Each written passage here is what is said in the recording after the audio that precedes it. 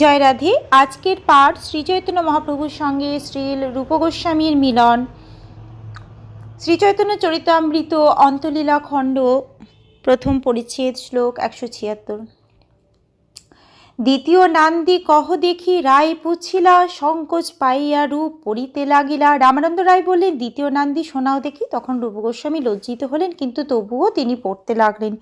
যিনি পৃথিবীতে উদিত হয়ে তার প্রণয় রস সুধা বিস্তার করেছেন, সেই দ্বিজকুলের অধিরাজ রূপে অবস্থিত তমরাশি দূরকারী জগন্মানস বশকারী শচীনন্দন নামক চন্দ্র আমার মঙ্গল বিধান করুন।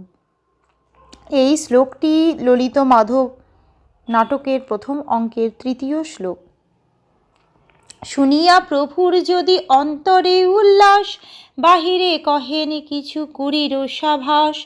কাহা তোমার কৃষ্ণ রস কাব্য সুধা সিন্ধু, তার মধ্যে মিথ্যা কেনে স্তুতি খারবিন্দু।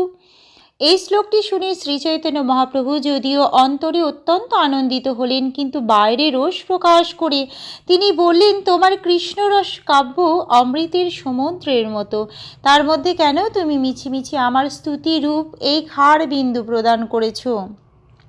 রায় কহে, রূপের কাব্য অমৃতেরও পুর, তার মধ্যে এক বিন্দু দিয়াছে কর্পূর। শ্রীচৈতন্য মহাপ্রভুর উক্তির প্রতিবাদ করে রামানন্দ রায় বললেন, রূপের কাব্য অমৃতপূর্ণ, তাতে সে এক বিন্দু কর্পূর দিয়েছে। প্রভু কহে, রায় তোমার ইহাতে উল্লাস, শুনিতেই লজ্জা লোকে করে উপহাস। শ্রীচৈতন্য মহাপ্রভু বললেন, রামানন্দ রায়, এই কাব্য শ্রবণ করি তুমি উল্লসিত হয়েছ, কিন্তু তা শুনে আমার লজ্জা হচ্ছে, কেননা এই বর্ণনা শুনে লোকেরা উপহাস করবে। রায় কহে, লোকের সুখ ইহার শ্রবণে, অভীষ্ট দেবের স্মৃতি মঙ্গলাচরণে। রামানন্দ রায় বললেন, উপহাস করার পরিবর্তে লোকেরা এই কাব্য শ্রবণ করে গভীর আনন্দ উপভোগ করবে, কেননা অভীষ্ট দেবের স্মরণে মঙ্গল আচরণ হয়। রায় কহে, কোন অঙ্গে পাত্রের প্রবেশ, তবে রূপ গোসাই কহে তাহারও বিশেষ। রামানন্দ রায় জিজ্ঞাসা করলেন, কোন অঙ্গে নাটকে পাত্রের প্রবেশ হয়েছে। রূপ গোস্বামী তখন বিশেষভাবে তা বর্ণনা করতে শুরু করলেন। নৃত্য করতে করতে রঙ্গস্থলে কিরাত রাজ কংসকে হত্যা করে কলানিধির মানে কৃষ্ণচন্দ্রের পূর্ণ মনোরথ নামক গুণযুক্ত সময়ে তারা বলতে এখানে শ্রীরাধার পাণিগ্রহণ কার্য বিধেয় হচ্ছে। নাটকের এই মুখবন্ধকে বলা হয় উদ্ঘাতক এবং পূর্ণ দৃশ্যটিকে বলা হয় বিথি। আপনার মতো রসশাস্ত্র পারদর্শী পণ্ডিত ব্যক্তির সামনে আমার একটি উক্তি যেন ধ্রাষ্ট্র সমুদ্রের অর্থাৎ প্রগলভতা সাগরের একটি লহরী সদৃশ। নাটক 5 প্রকারের প্রস্তাবনা থাকে: উদ্ঘাতক, কথোদ্ঘাত, প্রয়োগাতিশয়, প্রবর্তক এবং অবলোকিত। শ্রী রামানন্দ রায় যখন রূপগোস্বামীকে জিজ্ঞাসা করেন কিভাবে তিনি ললিত মাধব নাটকের প্রস্তাবনা রচনা করেছেন, তখন রূপগোস্বামী উত্তর দেন যে তিনি উদ্ঘাতক নামক প্রস্তাবনার মাধ্যমে নাটকটি শুরু করেছেন। ভারতীয় বৃত্তি অনুসারে প্ররোচনা, বিথি এবং প্রহসনা এই 3 প্রকার বৃত্তি রয়েছে। শ্রী রূপগোস্বামী উল্লেখ করেন যে তিনি বিথি অঙ্গ প্রয়োগ করেছেন। বিথি এক বিশিষ্ট সেই দৃশ্যের মাত্র রঙ্গমঞ্চে প্রবেশ করে এবং আকাশবাণীতে প্রত্যুক্তির মাধ্যমে মাধুর্য আদি রসের সূচনা করা হয়। এই প্রস্তাবনাকে উদ্ঘাতক বলা হয়, কেননা পাত্র মঞ্চেও নৃত্য করে। এই পদে মঞ্চে পূর্ণচন্দ্রের প্রবেশও বোঝানো হয়। এই সূত্র যখন চন্দ্রের সঙ্গে নট্যতা কথাটি ব্যবহার করা হয় তখন তার অর্থ অস্পষ্ট, কিন্তু কৃষ্ণের সঙ্গে যখন নটতা শব্দটি যুক্ত করা হয় তখন অর্থ অত্যন্ত স্পষ্ট হয়ে ওঠে। এই প্রকার প্রস্তাবনাকে বলা হয় উদ্ঘাতক। শ্রী রামানন্দ রায় এই বিষয়ে অত্যন্ত গভীরভাবে শ্রী রূপগোস্বামীর সঙ্গে আলোচনা করেছিলেন। শ্রী রূপগোস্বামী ঘোষণা করেছিল যে শ্রী রামানন্দ রায় হচ্ছেন নাট্যশাস্ত্রে অত্যন্ত পারদর্শী মহাপণ্ডিত। শ্রী রামানন্দ রায়ের প্রশ্নের উত্তর দেওয়ার যথাযথ যোগ্যতা যদিও শ্রী রূপগোস্বামীর ছিল, তবুও বৈষ্ণবোচিত বিনয় সহকারে তিনি বলেছিলেন যে তার এই উত্তর দেওয়ার প্রচেষ্টা এক প্রকার ধৃষ্টতা। প্রকৃতপক্ষে শ্রী রূপগোস্বামী এবং শ্রী রামানন্দ রায় সাহিত্য দর্পণ এবং অন্যান্য বৈদিক শাস্ত্র অনুসারে কাব্য এবং নাটক রচনায় অত্যন্ত পারদর্শী ছিলেন।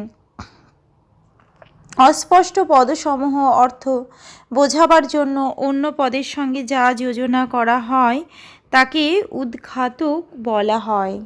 রামানন্দ রায় যখন শ্রীল রূপগোস্বামীকে নাটকের বিভিন্ন অঙ্গ সম্বন্ধে বলতে বললেন, তখন শ্রীল রূপগোস্বামী সংক্ষেপে ললিত মাধব নাটকের উদ্দেশ্য বর্ণনা করলেন। গরুর খুর থেকে উত্থিত ধূলি গোচারণ থেকে শ্রীকৃষ্ণের প্রত্যাবর্তন সূচনা করে পথে এক প্রকার অন্ধকারও ব্রজাঙ্গনাদের শ্রীকৃষ্ণের সঙ্গে মিলিত হতে উদ্দীপ্ত করে। এইভাবে ব্রজাঙ্গনাদের সঙ্গে শ্রীকৃষ্ণের লীলাবিলাস এক প্রকার অপ্রাকৃত অন্ধকারের দ্বারা আচ্ছন্ন এবং তাই তা সর্বজ্ঞ শ্রুতির অগোচর। হে সহচরী নবঘনদ্যুতি মদমত্ত হস্তির মতো লীলাকারী নির্ভীক এই যুবকটি কে? ইনি কোথা থেকে বজ্রভূমিতে এসেছেন? আহা, ইনি চঞ্চল গতির দ্বারা এবং দৃষ্টি কটাক্ষ রূপ তস্করের দ্বারা আমার হৃদয় ভাণ্ডার থেকে ধৈর্য রূপ ধন লুণ্ঠন করেছেন। হে রাধিকে, আমার মাতঙ্গ সদৃশ মনের কাছে স্বর্গের গঙ্গার মতো, আমার চক্ষু চকরের কাছে শরৎচন্দ্রের অতি উজ্জ্বল কিরণের মতো এবং আমার বক্ষ রূপ আকাশের কাছে তার আভরণ স্বরূপ সুন্দর তারকাবলীর মতো আজ আমি সেই রাধিকাকে উন্নত মনোরথের সঙ্গে প্রাপ্ত হলাম। আজকের পাঠ এই অবধি। জয় রাধে। ভজ শ্রীকৃষ্ণ চৈতন্য প্রভু নিত্যানন্দ শ্রী অদ্বৈত গদাধরে শ্রীবাসাদি গৌরে ভক্ত বৃন্দ। হরে কৃষ্ণ কৃষ্ণ কৃষ্ণ হরে হরে, হরে রাম রাম রাম হরে হরে। জয় রাধে জয় রাধে জয় রাধে জয় রাধে। জয় রাধে।